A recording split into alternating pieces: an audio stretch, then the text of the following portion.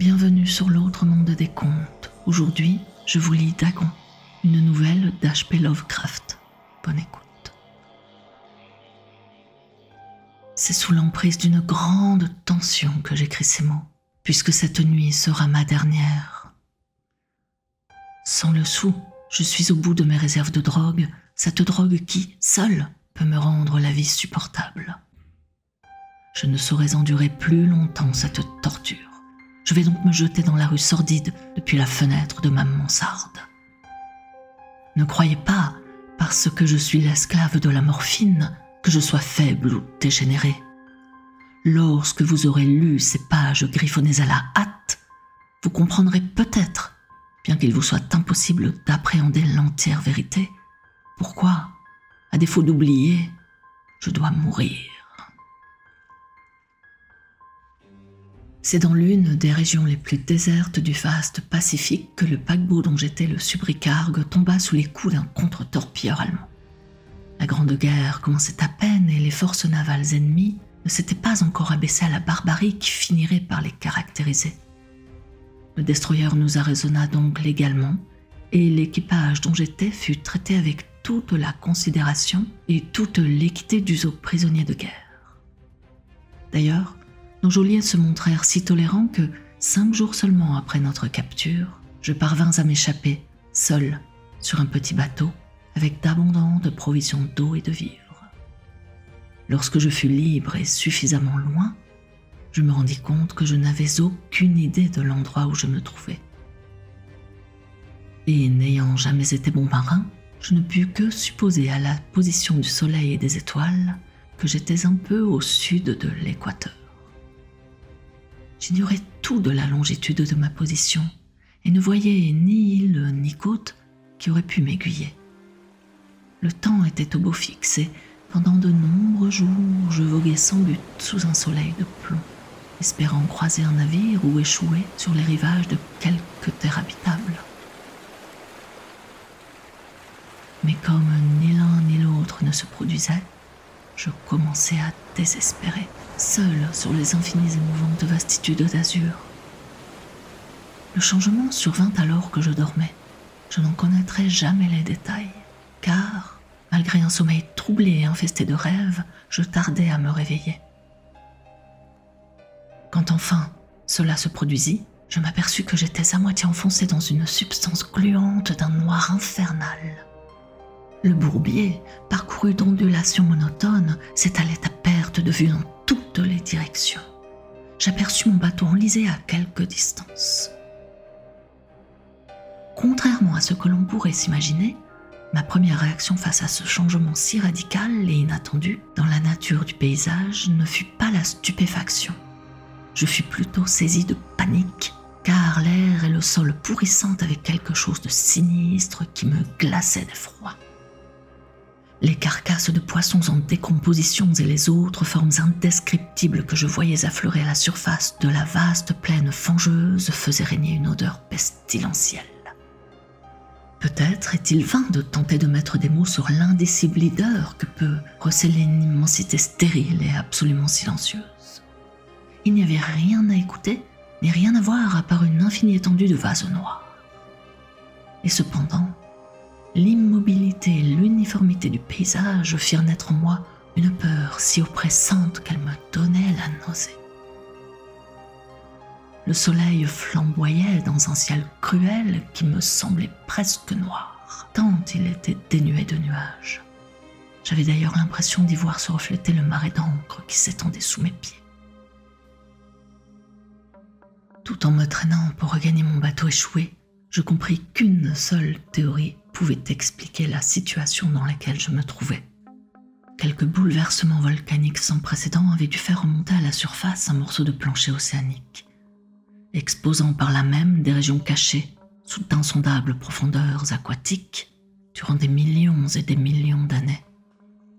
Cette nouvelle terre était si grande que, même en tendant l'oreille, je ne percevais pas le moindre bruit de vagues. D'ailleurs, nul oiseau marin ne venait se repaître des cadavres. Je passais ainsi plusieurs heures à réfléchir dans mon bateau. Comme il était couché sur le côté, il me protégeait quelque peu du soleil qui traversait les cieux. À mesure que la journée avançait, le sol perdait en adhérence. Je fis donc l'hypothèse qu'il serait bientôt suffisamment sec pour me permettre de m'y aventurer à pied. Cette nuit-là, je dormis peu. Le lendemain, je préparai un paquetage de vivres et d'eau afin de partir en quête de la mère disparue et d'un possible sauvetage. Le 3e matin, le sol était enfin suffisamment sec pour que je puisse le fouler sans difficulté.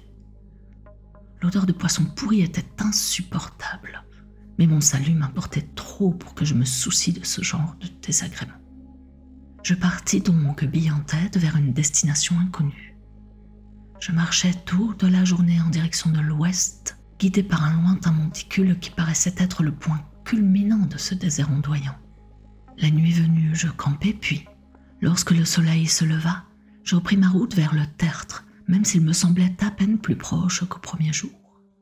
Le 4e soir, j'atteignis le pied de la colline, qui s'avérait bien plus haute qu'elle ne m'était apparue au loin, car une vallée s'étendait en travers de mon chemin, ce qui accentuait le relief du tertre par rapport au reste de la surface. Trop fatigué pour entamer l'ascension, je dormis à l'ombre de la colline. J'ignore pourquoi mes songes furent si délirants cette nuit-là, mais avant que la lune blêmissante et incroyablement gibbeuse n'ait eu le temps de s'élever de beaucoup au-dessus de la plaine orientale, je me réveillai, couvert d'une sueur glacée. Je pris la décision de ne pas me rendormir. Les visions dont j'avais rêvé étaient trop insoutenables pour que j'accepte de me les infliger de nouveau. Et à la lumière de la lune, je vis combien j'avais été imprudent de voyager de jour. Sans ce soleil aveuglant et brûlant, l'expédition m'aurait coûté bien moins d'énergie. Je me sentais d'ailleurs en état de faire l'ascension qui, quelques heures seulement auparavant, m'avait semblé impossible. Après avoir ramassé mon paquetage, je me dirigeais vers la crête de la colline. J'ai dit que l'irrémédiable monotonie de la plaine avait éveillé en moi une horreur sourde. Mais je pense que cette horreur devint plus forte lorsque je parvins au sommet de l'éminence, car, en regardant de l'autre côté, je vis un gouffre ou un canyon insondable, dont les recoins noirs étaient hors de portée de la lune encore trop basse. J'avais l'impression de me trouver au bord du monde et de contempler un chaos sans fond où régnait une nuit éternelle. Étrangement, malgré ma terreur, je me rappelais des passages du paradis perdu, en particulier Satan escaladant les horribles parois brutes du royaume des ténèbres. Comme la lune continuait de monter dans le ciel, je m'aperçus que les bords de la vallée n'étaient pas aussi abrupts que je l'avais cru. Saillies et autres affleurements rocheux permettaient une descente relativement aisée et, au bout de quelques centaines de pieds, la pente devenait beaucoup plus douce. Poussé par une impulsion indéfinissable, je descendis la paroi avec difficulté, puis, arrivé sur la pente moins dangereuse, je scrutai les profondeurs stygiennes où aucune lumière n'avait jamais pénétré. Tout à coup, un objet gigantesque et singulier qui se dressait sur la pente opposée, à environ 100 mètres de moi, attira mon attention. Un objet blanc sur lequel se reflétaient les rayons de la lune, désormais assez haute pour l'éclairer. Je fus vite convaincu qu'il s'agissait simplement d'un énorme bloc de pierre. Mais j'avais la nette impression que sa silhouette et sa position n'étaient pas tout à fait naturelles.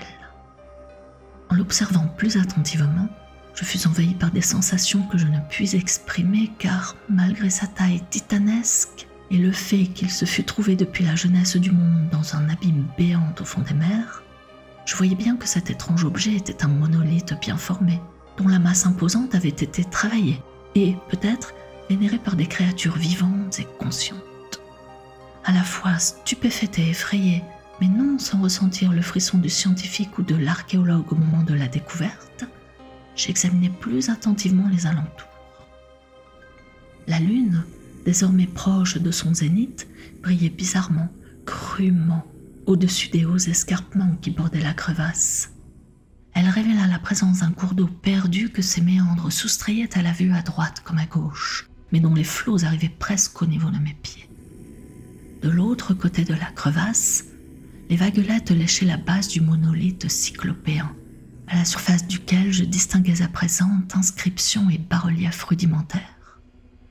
Les écritures de type hiéroglyphe m'étaient inconnues, Je n'avais jamais rien rencontré de semblable dans les livres. Elles se composaient principalement de symboles aquatiques. Poissons, anguilles, pieuvres, crustacés, mollusques, baleines et autres animaux de ce genre. Plusieurs caractères représentaient des créatures marines inconnues du monde moderne, mais dont j'avais observé les corps décomposés sur la plaine surgie des abysses. Cependant, c'étaient les bas-reliefs qui me captivaient le plus. Leur taille était telle que je les voyais parfaitement malgré la distance, l'eau m'en tenant éloignée. Les sujets auraient éveillé la jalousie de Doré. Je pense que ces choses étaient censées représenter des hommes, ou en tout cas des sortes d'hommes, même si les scènes montraient les créatures folâtrant, telles des poissons, dans les eaux de quelques grottes sous-marines, ou en pleine cérémonie dans un sanctuaire monolithique reposant, lui aussi, au fond des mers.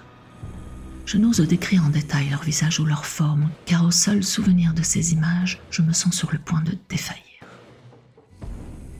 D'une laideur dépassant l'imagination d'un Poe, d'un Lytton, elles avaient une allure générale odieusement humaine, malgré leurs pieds et mains palmés, leurs lèvres étonnamment charnues et molles, leurs yeux vitreux et globuleux, et d'autres traits plus déplaisants encore. Curiosité supplémentaire, ces créatures paraissaient sculptées sans aucun respect des proportions par rapport au décor qui les entourait. Une scène en particulier montrait l'une d'elles tuant une baleine à peine plus grande qu'elle. Devant l'étrangeté de leur apparence et de leur taille, je décidai qu'il s'agissait simplement des dieux imaginaires de quelques peuplades primitives de pêcheurs ou de marins. Une peuplade éteinte bien avant que naissent les premiers ancêtres des hommes de Piltdown ou de Néandertal. Abasourdi par cette vision inattendue d'un passé si reculé que le plus audacieux des anthropologues n'aurait pu le concevoir, je restais perdu dans ma contemplation, tandis que la lune jetait d'étranges reflets sur le cours d'eau silencieux. C'est alors que je le vis. Il y eut à peine un léger remous, puis il émergea des flots sombres. Ce gigantesque polyphème répugnant se jeta sur le monolithe et, tel le prodigieux monstre cauchemardesque qu'il était, l'entoura de ses longs bras couverts d'écailles, tout en baissant sa tête hideuse pour cracher des sons articulés. C'est, je crois, à cet instant précis que je perdis la raison. Je me souviens à peine de l'escalade frénétique de la pente et de la falaise, et du trajet délirant pour retourner au bateau. Je crois avoir beaucoup chanté, et avoir ri bizarrement quand je ne pouvais plus le faire. J'ai le vague souvenir d'un violent orage survenu quelque temps après que j'avais retrouvé mon embarcation. En tout cas, je suis sûre d'avoir entendu des coups de tonnerre et autres bruits que la nature n'aimait que lorsqu'elle est déchaînée.